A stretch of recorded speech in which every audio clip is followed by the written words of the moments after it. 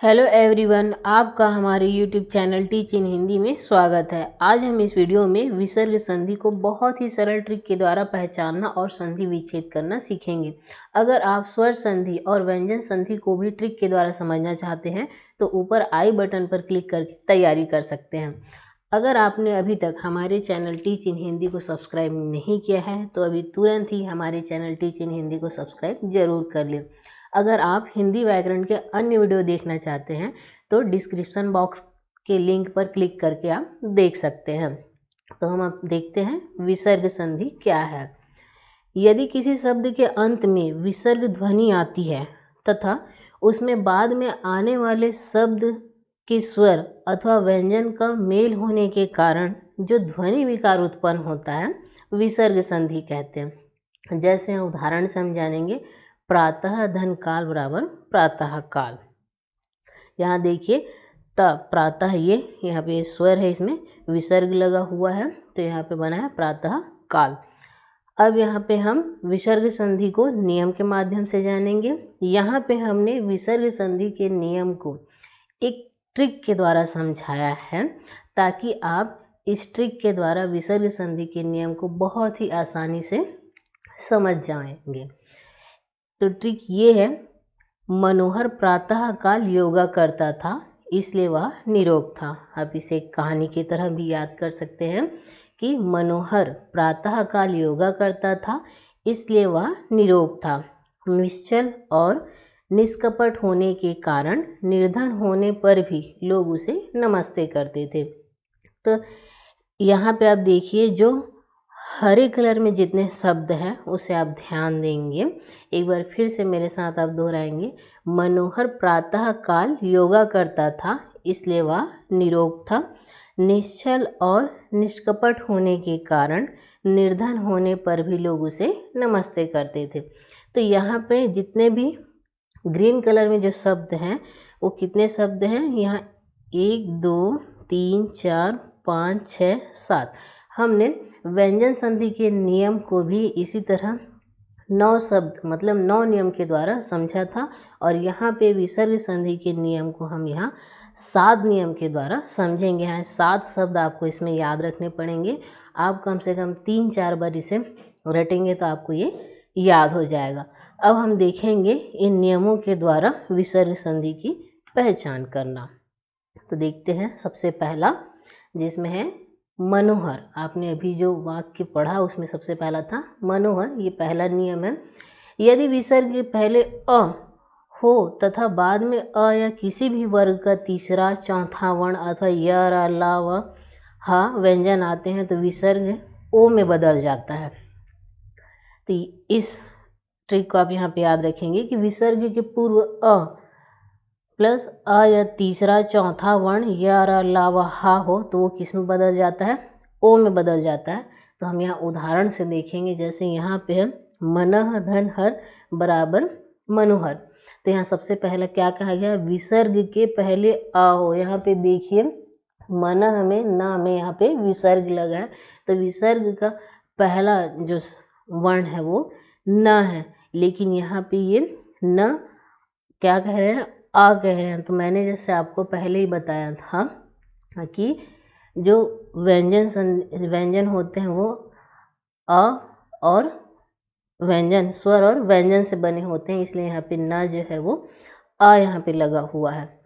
और विसर्ग के बाद यहाँ पे देखिए हा है, इसमें लिखा है नियम में तीसरा चौथा वर्ण या फिर या अलावा हा हो तो जो विसर्ग है वो किस में बदल जाता है, ओ में बदल जाता है। तो देखिए मनः का यहाँ पे मन और हर का हर और ये जो विसर्ग लगा था वो ओ में बदल गया तो बन गया मनोहर। उसी तरह से यहाँ पे मनः धन रथ मनोरथ बन गया, तपह धन बल तपो बल बन गया। तो आपको इसमें सिर्फ पहला जो शब्द है और ये दूसरा शब्द, उसमें पहले शब्द में यही याद रखना है कि विसर्ग के पहले यदि आ हो और वो बाद में हा या फिर तीसरा चौथा या अलावा हा से जुड़ा हो तो वो क्या हो जाएगा, ओ में बदल जाता है विसर्ग। ये पहला नियम। अब हम देखेंगे दूसरा नियम जिसमें है प्रातः काल। आपने दूसरे में पढ़ा है मनोहर प्रातः काल योगा करता था, तो प्रातः काल दूसरा है। इसमें है कि यदि विसर्ग के बाद क ख प फ हो तो विसर्ग में कोई भी परिवर्तन नहीं होता। जैसे यहाँ पे प्रातः धन काल है तो बन गया प्रातः काल। तो यहाँ पे देखिए विसर्ग के बाद यहाँ पे क है और इसमें नियम में भी है क ख प फ, यहाँ पे देखिए क, यहाँ प और यहाँ फिर क है। तो इस तरह से वर्ण रहेंगे तो विसर्ग में कोई भी परिवर्तन नहीं होगा। फिर इसका तीसरा नियम है निरोग। क्या था कि मनोहर प्रातःकाल योगा करता था इसलिए वह निरोग था। तो इसका नियम क्या है, यदि विसर्ग के बाद र हो तो विसर्ग लुप्त हो जाता है और विसर्ग के पहले का स्वर दीर्घ हो जाता है। जैसे यहाँ पे विसर्ग है और उसके बाद रा है तो विसर्ग के पहले का स्वर जो है वो दीर्घ हो जाएगा। तो यहाँ देखिए निह धन रोग बराबर निरोग। तो ये विसर्ग के बाद यहाँ पे रा है तो इसका विसर्ग जो है लुप्त हो जाएगा और इसके पहले विसर्ग के पहले यहाँ पे छोटी ई की मात्रा है तो वो बन जाएगा दीर्घ में। तो यहाँ पे बड़ी ई की मात्रा हो गया तो बन गया निरोग। उसी तरह से निह धन रौ में यहाँ पे भी निरौ। फिर है चौथा नियम निश्चल। निश्चल में क्या था कि निश्चल और निष्कपट। निश्चल चौथा है, यदि विसर्ग के बाद च छ सलजम का सा हो तो विसर्ग का सलजम का सा हो जाता है, मतलब आधा सलजम का सा हो जाता है। ये देखिए विसर्ग के बाद च छ और सा है तो विसर्ग जो हो जाएगा वो आधा सलजम का सा में परिवर्तित हो जाएगा। तो ये निह यहाँ विसर्ग है, विसर्ग के बाद यहाँ पे क्या है छ है तो विसर्ग यहाँ पे बदल के क्या हो गया आधा सलजम का स, तो ये निश्चल हो गया। तो यहाँ देखिए छ है, च है और सलजम का सा, तो ये तीनों में विसर्ग का आधा सलजम का सा में परिवर्तन हो जाएगा। फिर नियम पांचवा है निष्कपट।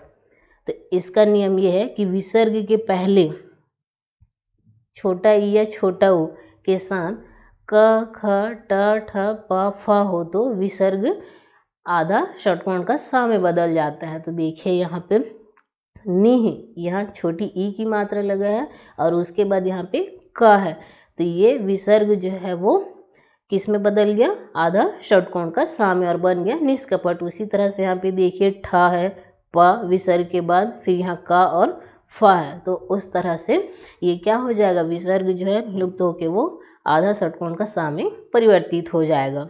फिर है नियम छठवां जिसमें है निर्धन। तो यहाँ क्या था निश्चल और निष्कपट होने के कारण निर्धन होने पर भी, तो यहाँ देखेंगे इस नियम में कि विसर्ग के पूर्व अ या आ के अलावा अन्य स्वर, मतलब सिर्फ छोटा और बड़ा आ के अलावा कोई अन्य स्वर हो, उसके बाद तीसरा चौथा पांचवा वर्ण या फिर य र ला व हो तो विसर्ग किसे बदल जाता है आधा रा में। तो यहाँ उदाहरण में देखते हैं हम निह धन धन निर्धन।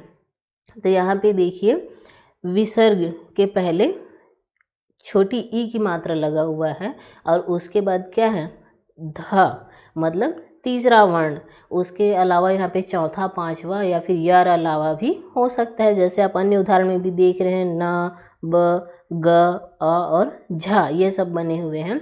तो यहाँ पे विसर्ग किस में परिवर्तित हो जाएगा आधा रा में। तो यहाँ निह धन धन बन के क्या हो गया निर्धन। यहाँ पे उच्चारण में क्या हो रहा है आधा र। उसी तरह से हम इसमें भी दे सकते हैं दुह धन बोध तो बन गया दुर्बोध। अब हम अगले नियम में देखेंगे नमस्ते। तो इसका अंतिम क्या था कि निश्चल और निष्कपट होने के कारण निर्धन होने पर भी लोग उसे नमस्ते करते थे। आपका सातवां नियम है। तो इसमें है यदि विसर्ग के बाद में त या स आता है तो विसर्ग आधा स हो जाता है।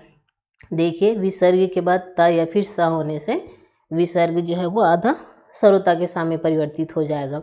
जैसे यहाँ नमः विसर्ग है उसके बाद यहाँ पे ते लगा है तो ये विसर्ग यहाँ पे लुप्त हो के क्या हो जाएगा आधा सा में बदल जाएगा तो बन गया नमस्ते। उसी तरह से मनः धन ताप तो ये हो जाएगा मनस्ताप। तो यहाँ त और एक देखते हैं यहाँ पुनः धन सर तो हो जाएगा पुनस्सर। तो ता या सा तो देखिए उदाहरण में त और स विसर्ग के बाद ता और सा है तो विसर्ग क्या हो जाएगा आधा सरोता के सा में परिवर्तित हो जाएगा। तो इस तरह से ये पूरे 7 नियम हैं। इस 7 नियम को मैं आपको एक शॉर्ट तरीके से भी बता देती हूँ। सबसे पहला था मनोहर, उसमें था कि विसर्ग के पूर्व अ या फिर उसके बाद आ तीसरा चौथा वर्ण या अलावा हो तो विसर्ग किस में परिवर्तित हो जाता है, ओ में। दूसरे में हमने देखा था प्रातः काल, उसमें विसर्ग के बाद क ख प फ हो तो विसर्ग में कोई भी परिवर्तन नहीं होता। तीसरा था निरोग, उसमें विसर्ग के बाद अगर र हो तो विसर्ग जो है लुप्त हो जाता है, और यदि विसर्ग के पहले स्वर हो तो वो दीर्घ स्वर में परिवर्तित हो जाता है। फिर है निश्चल, इसमें विसर्ग के बाद अगर च छ सलजम का सा हो तो विसर्ग लुप्त होकर आधा सलजम का सा में परिवर्तित हो जाता है। फिर पांचवे में था निष्कपट, इसमें विसर्ग के पूर्व ई या बड़ा ऊ हो और उसके बाद वो क ख ट ठ प से जुड़े तो उसमें विसर्ग का परिवर्तित होकर आधा षटकोण के सा में बदल जाता है। फिर छठवा है निर्धन, इसमें विसर्ग के पूर्व अ या आ के अलावा अन्य स्वर किससे जुड़ा हो, तीसरा चौथा या पांचवा वर्ण और उसके साथ या ला तो उसमें विसर्ग लुप्त होकर आधा रा में परिवर्तित हो जाता है। फिर सातवां है नमस्ते, इसमें विसर्ग के बाद त या सा हो तो विसर्ग का लोप होकर वो आधा सरोता के सा में परिवर्तित हो जाता है। तो इस तरह से ये विसर्ग संधि को समझने के 7 नियम पूरे हुए।